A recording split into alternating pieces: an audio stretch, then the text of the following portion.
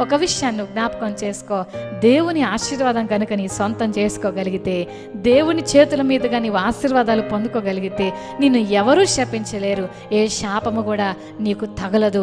శపించడానికి వచ్చిన వాళ్ళు కూడా ఆశీర్వదిస్తారు బిలాములాగా. కనుక ఈ యొక్క మంచి మాటను సొంతం చేసుకుందామా?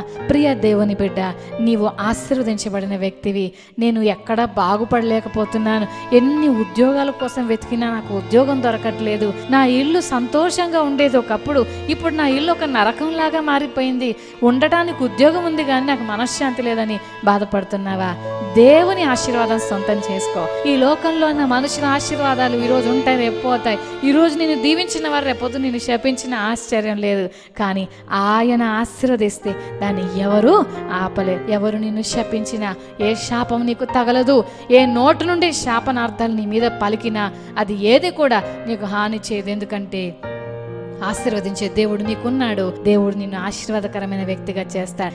దేవుడు నిన్ను ఆశీర్వదిస్తే ఎవరు దాన్ని ఆపలేరు. నువ్వు నన్ను ఆశీర్వదించే ప్రభువా, వారు నన్ను శపించారు, వీరు దుమ్మెత్తి పోశారు, వారు భయంకరమైన మాటలు మాట్లాడారు, అవన్నీ నేను పట్టించుకోను. కానీ నీవు నన్ను ఆశీర్వదిస్తే ఏ శాపము కూడా నన్ను ఏమి చేయలేదు. కనుక నీ ఆశీర్వాదాలు నాకు కావాలి.